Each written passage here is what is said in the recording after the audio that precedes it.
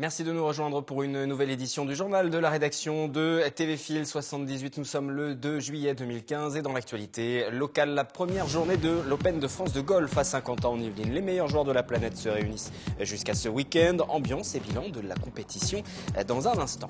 Des salariés deviennent bénévoles le temps d'une journée. Une opération initiée par un grand groupe de cosmétiques depuis 6 ans qui concerne 62 pays dont la France. Cela se déroulait à Manille-les-Hameaux. Où se loger pour la rentrée? C'est maintenant que les étudiants doivent se pencher sur la question. Un forum va se tenir samedi à l'université de Versailles-Saint-Quentin. Nous en parlons avec nos invités. Le plus grand rendez-vous de la saison golfique en France a démarré ce matin à Saint-Quentin en Yvelines. Et dans un instant, nous partirons au golf national de Saint-Quentin. Retrouvez Mickaël Elmidoro dès que la liaison sera rétablie avec Mickaël Elmidoro qui nous fera un point sur les résultats de la première journée. C'est la 99e édition de cette compétition. C'est l'une des plus importantes également sur le circuit européen. Et pour l'occasion, 60 000 visiteurs sont attendus pour ces 4 jours de compétition. Nous sommes allés y faire un petit tour. C'est avec William L.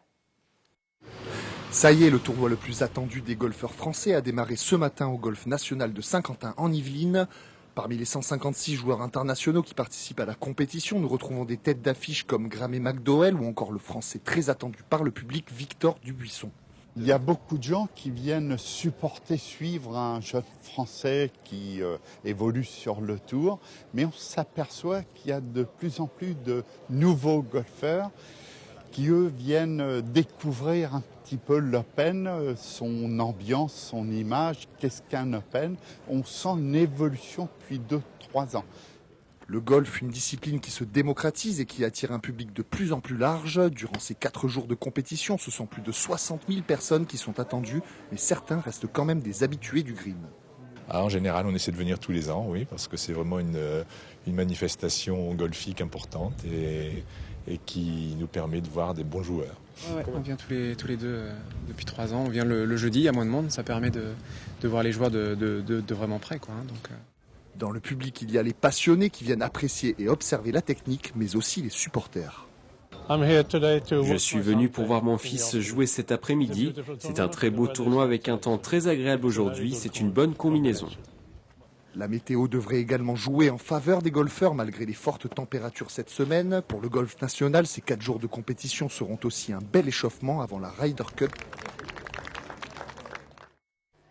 Sur place pour évoquer cet Open de golf, les résultats de cette première journée. Mickaël Elmidoro pour la rédaction. Mickaël, le Nord-Irlandais Graeme McDowell, double tenant du titre, a-t-il réalisé une journée en mode patron ou alors les Français sont-ils venus jouer un petit peu les troubles fêtes? Dites-nous.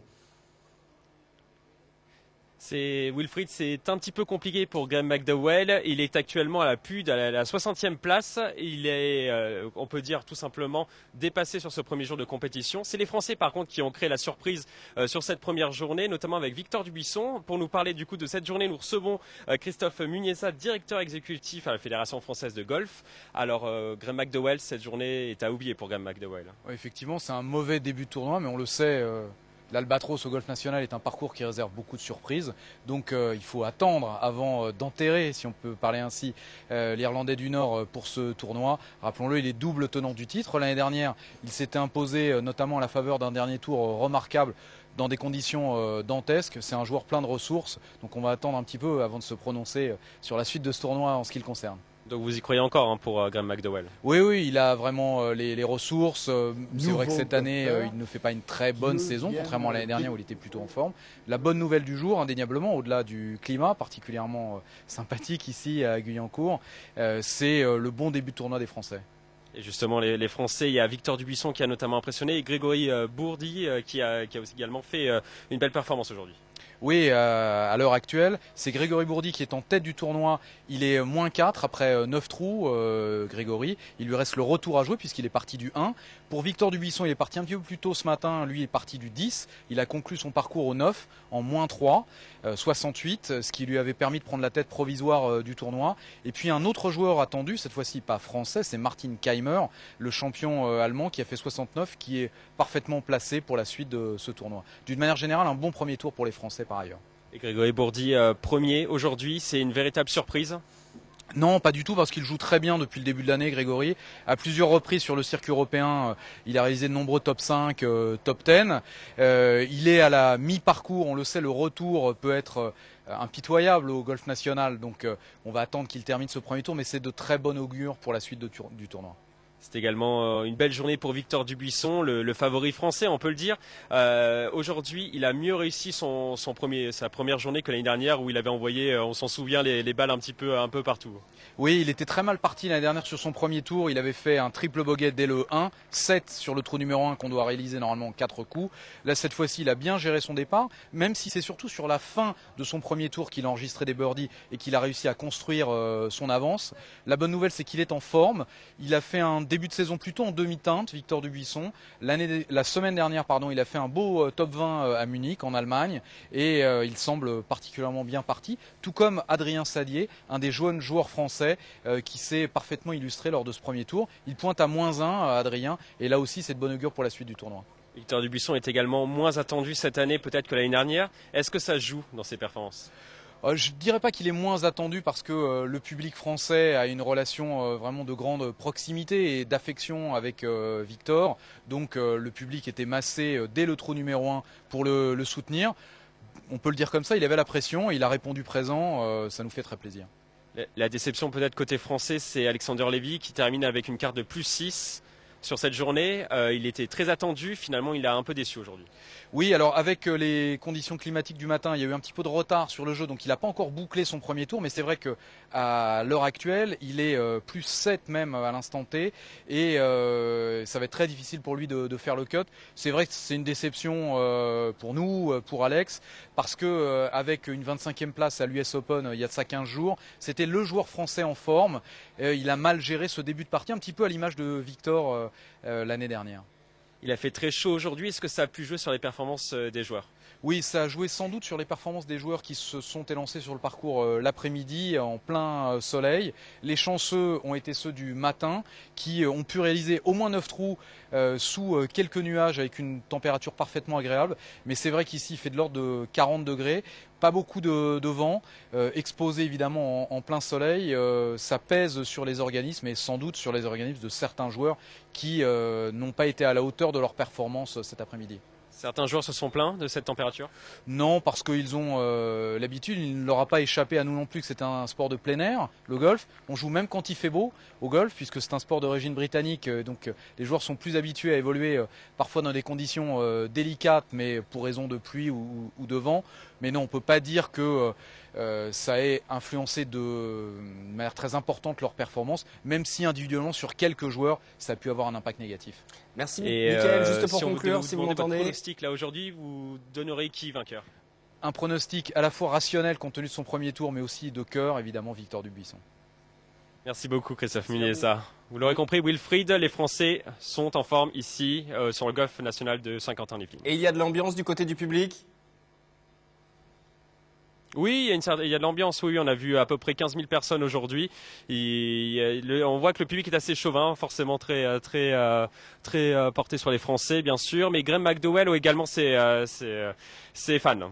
Ils soutiennent donc les tricolores, en tout cas ses spectateurs au golf, et c'est jusqu'à ce week-end. Nous y reviendrons au cours de nos prochaines éditions. Merci Mickaël, vous êtes avec Elodie Moine sur place pour la technique. Autre sujet dans l'actualité, un grand groupe de cosmétiques a organisé pour la 6e année une journée de solidarité annuelle baptisée Citizen Day. Cette journée est déployée dans 62 pays. En France, cette année, 192 actions proposées, dont l'une qui se déroulait aujourd'hui au Jardin de Cocagne à Magny-les-Hameaux. Entre plantes de tomates et courgettes, les salariés ont découvert de tout nouveaux métiers. Dans la vie professionnelle, Véronique est technicienne de recherche. Là, elle a troqué la blouse blanche pour une tenue plus sportive.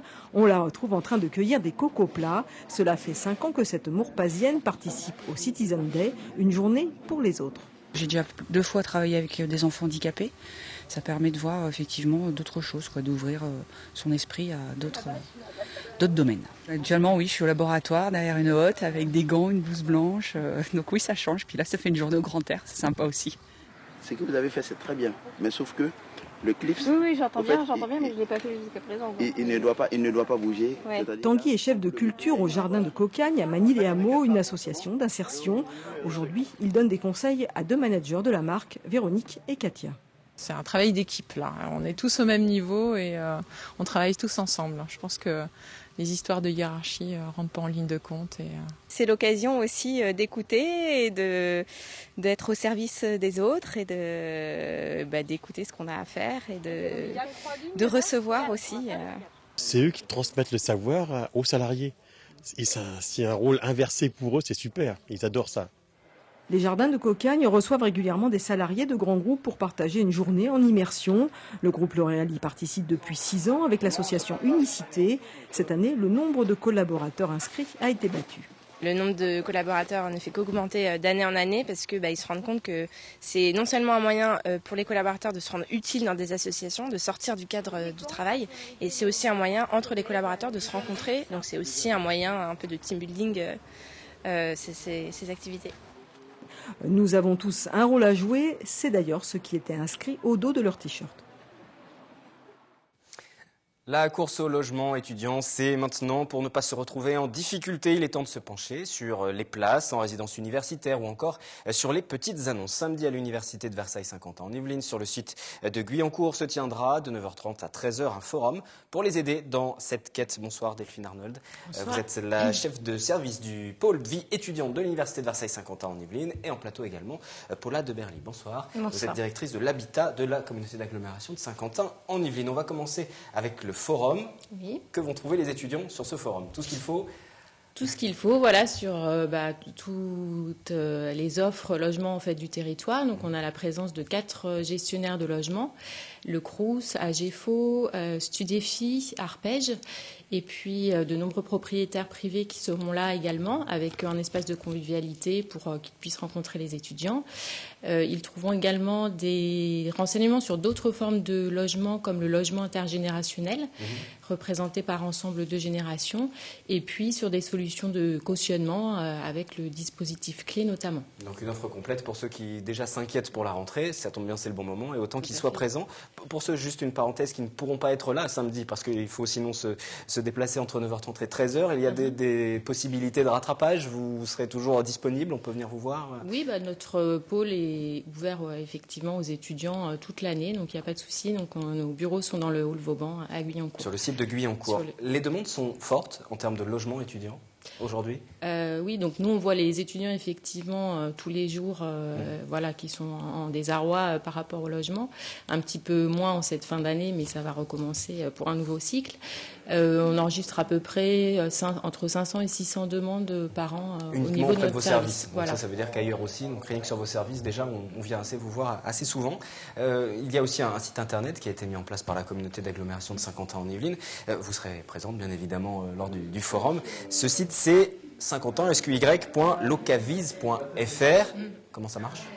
Alors, le site Locavise concerne avant tout des propriétaires qui souhaitent louer soit une chambre, soit un studio, soit encore une maison en colocation. Donc, ce site, en fait, est nouveau, puisqu'avant, nous avions un logiciel qui s'appelait Dispositif Chambre chez l'habitant, qui était établi depuis 2004. On a souhaité le faire muter et notamment nous appuyer sur le site internet du Crous, qui existait depuis plus longtemps et surtout plus moderne. Donc on a aujourd'hui une page dédiée, Saint-Quentin en Yvelines, avec toutes les offres des propriétaires sur le territoire de Saint-Quentin. Quel type de logement, quel tarif un peu on trouve? Alors, on a des chambres qui peuvent aller à 430 €. Après, dans le cadre d'une location, d'une colocation, on peut être sur 350 € par personne. On a vraiment tout type de possibilités. Et le mieux, c'est effectivement d'aller sur ce site-là, de voir les offres de logement, de prendre contact avec le propriétaire et de pouvoir ensuite aller sur place, visiter. Parce que cette offre de logement, en fait, elle est complémentaire à celle des résidences étudiantes, dont on pourra peut-être parler tout à l'heure, parce qu'elle permet à des étudiants qui ne souhaitent pas être en résidence étudiante d'avoir peut-être un milieu plus calme. On pense notamment aux étudiants en médecine qui souhaitent être plutôt dans un endroit plus travail. Oui, qui attendent du calme en fait. Surtout pour les premières années, c'est décisif donc pour voilà, la suite. donc c'est une offre complémentaire aux résidences étudiantes qui sont sur le territoire. Et du côté des propriétaires, ils peuvent s'inscrire directement aussi sur le site ou il faut qu'ils passent comment ça Non, fonctionne ils peuvent s'inscrire en fait sur le site. S'ils ont besoin d'aide, ils peuvent contacter la direction de l'habitat à la communauté d'agglomération et notamment à travers l'appui de Delphine Messager s'ils rencontrent des difficultés. C'est vrai que la mutation d'un site à l'autre a fait qu'on a encore quelques propriétaires qui ne se sont pas réinscrits et ceux qui étaient là sur l'ancien site.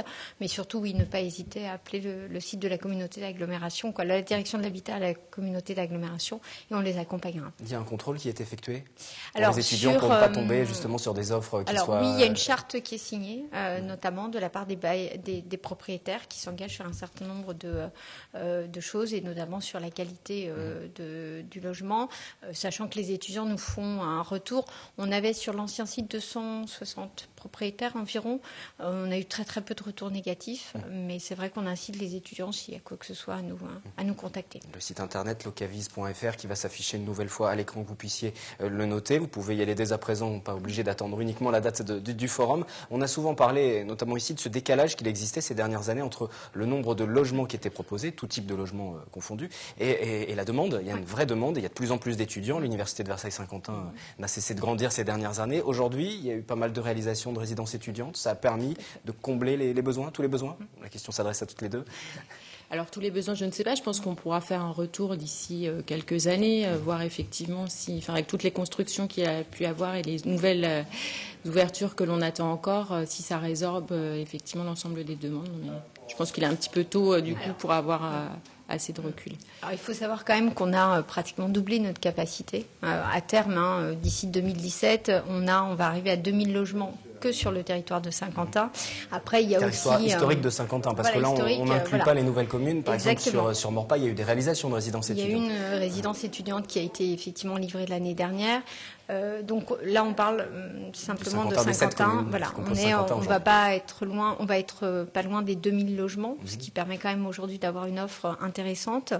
On a des résidences qui sont encore en projet, notamment une résidence chercheur qui va voir le jour en 2016 sur le Vélodrome, et 2 résidences étudiantes, une à la Verrière et une tout près d'ici, sur Guyancourt.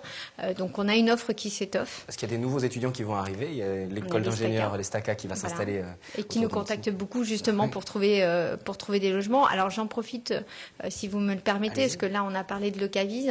On a aussi au sein de la communauté d'agglomération un certain nombre de logements qui sont réservés sur les résidences étudiantes, et notamment sur la nouvelle résidence au Vélodrome qui est en cours de livraison et qui intéresse particulièrement les étudiants de l'ESTACA. On a effectivement des possibilités de proposer des logements aux étudiants. Donc pareil, ne pas hésiter à contacter la direction de l'habitat, puisqu'on a une personne qui est dédiée justement à ce rapport entre les étudiants et nos places en résidence étudiante. On va juste faire une petite pause avec le micro-trottoir du jour. Étudiants, rencontrez-vous des difficultés pour vous loger? C'est la question que nous vous avons posée. Vos réponses. Je vis encore chez mes parents, mais je pense que ça doit être difficile de se loger. Sur Saint-Quentin, c'est un peu quand même plus cher, je pense, qu'ailleurs. Après, il y a les longs cours, je pense que c'est plus accessible qu'ici. C'est pas toujours facile. Bon, il y a des choses qui sont faites pour, évidemment, mais bon, il faut avoir quand même des profils un peu qui rentrent dans des moules, et c'est pas toujours facile de trouver. Après, il y a des logements pour étudiants, mais après, je sais pas, vu que je vis chez mes parents, je me pose pas la question. Donc. Je sais que c'est difficile, il n'y a pas beaucoup de logements au Crous et tout, donc je sais que c'est assez difficile. C'est cher en plus, donc c'est mieux de vivre chez ses parents, c'est plus pratique. En règle générale, quand on est étudiant ou jeune travailleur, c'est clair que c'est super compliqué. On nous demande des garants, des garanties, de gagner 1300, 1500, 1700 euros minimum, tu vois, alors qu'on sort juste des études ou pas. Ce qu'on a entendu assez souvent, au-delà du fait que ce soit difficile, qu'il manque de place, c'est que c'est cher aussi et qu'il faut des aides. Là, vous intervenez aussi? Vous aidez à l'université, par exemple? On aide, on oriente vers les différents dispositifs existants. Il existe des dispositifs, en tout cas, pour aider justement ces étudiants qui s'inquiètent des tarifs. Alors effectivement, il y a l'aide au logement, donc qui est bien connue, l'APL. Sur les cautions, c'est un problème qui est effectivement récurrent pour un certain nombre d'étudiants qui ne sont pas forcément accompagnés par leurs parents. Donc depuis 2013, il existe un système de caution locative étudiante, gérée par le Crous. Et donc elle était à titre expérimental jusqu'à présent, et cette année elle va être étendue. Donc on espère que ça va leur faciliter effectivement l'accès au logement. Du côté de la Casquille, vous intervenez aussi pour les aiguiller? Alors pour les aiguiller au niveau des aides, oui, on les informe. Après, il n'y a pas d'aide spécifique de la communauté d'agglomération, mais c'est vrai qu'il y a ce problème de caution, notamment quand les parents ne peuvent pas. Est-ce que vous avez un rôle de médiateur aussi? Je pense aux propriétaires qui veulent mettre leur logement à disposition de ces étudiants. Est-ce que vous leur dites attention aux tarifs? C'est pas la peine non plus d'aller trop haut parce que vous adressez à des étudiants? Effectivement, on a un rôle d'information C'est-à-dire quand on voit un logement, une chambre proposée par un propriétaire qui est un peu élevé, alors oui, ça permet de prévenir les abus aussi. Voilà, on ne peut pas l'empêcher, sauf si vraiment il y a un réel abus de le mettre sur le site. Mais par contre, l'intérêt de cette nouvelle page et de ce nouvel accès, c'est que ça permet aussi de voir par rapport au Crous et aux annonces du Crous les moyennes et de voir quand il y a des abus particuliers. Mais on les informe, on leur dit qu'effectivement leur offre est peut-être un peu trop haute et que de ce fait ils ne trouveront pas de candidats. Juste un tout dernier mot pour conclure cet entretien, vous l'avez évoqué brièvement tout à l'heure, il existe l'organisme Ensemble de Générations, ils seront présents sur le forum. Oui, là c'est assez intéressant parce que ça permet aussi de créer du lien aussi. Comment ça fonctionne Ensemble de Générations? Donc c'est une association loi 1901 qui met en relation des étudiants et des personnes âgées et donc les étudiants peuvent accéder à des logements en échange soit de services, soit de compagnie à ces personnes âgées et pour des loyers modérés, voire des logements gratuits. C'est aussi une solution et ce sera proposé lors du forum samedi proposé par l'Université de Versailles 50 ans en Yvelines et puis le dispositif Locavis qui est mis en place par la Casqui. Merci à toutes les deux d'être venues sur ce plateau. La suite du journal avec le retour à présent sur la fête de la ville de Montigny-le-Bretonneux. C'était dimanche dernier au Parc des Sports de la Couldre. L'édition 2015 était intitulée Relever le Challenge, une compétition interquartier avec plus de 3000 personnes. 30 défis différents proposés pendant cette fête de la ville à Montigny-le-Bretonneux, 8 équipes chacune représentant un quartier de la commune. L'objectif de cet événement est de réunir les gens de Montigny, les Énilmontains, qui vont aujourd'hui représenter un quartier, leur quartier ou le quartier de cœur qu'ils auront choisi, et de participer à toutes les animations que nous avons mis en place. Plus de 20 animations sportives, 6 activités culturelles et 10 structures gonflables. La compétition a mobilisé plus de 3000 participants. Un bracelet de la couleur de la ville était remis à l'arrivée du participant et une carte de 25 points à valider sur chaque stand d'animation. Golf, basket, poker, Scrabble, grande fresque et handball n'ont pas échappé aux parents et aux enfants. C'est bien pour les enfants, il y a plein de jeux. Ça permet aussi aux parents peut-être de faire aussi quelques sports. Je pense que c'est vrai qu'on a tous envie de gagner, donc oui, effectivement, quand on joue, on a envie d'être le premier, donc il y a un esprit de compétition. J'ai fait tir à l'arc, basket et le torero là. C'était super sympa. Donc on a un gaucher, un droitier. Donc on met la main gauche pour le mur, si jamais il y a des... Une vingtaine d'associations sportives sont venues montrer leurs différentes activités accessibles à tous. Pour nous, le but, c'est de montrer que le handball touche en fait tout le monde, tous les âges, toutes les populations et surtout que c'est très vivant. Et pour nous, de toucher les enfants au plus proche de Montigny, c'est primordial pour les accueillir après chez nous, car on se veut être un club formateur. Et par rapport à cela, il faut aller les voir au plus tôt et montrer que c'est un sport pour tous. Dès l'année prochaine, on ouvre une école de handball qui sera ouverte en mois de 9, donc pour les 7-8 ans. Et donc là, on a déjà eu une approche ce matin où en fait un petit garçon souhaiterait en fait venir nous voir l'année prochaine. Le challenge a été serré. 2 quartiers, la Sourderie et le village, ont dû s'affronter sur l'activité du torero pour désigner l'équipe gagnante.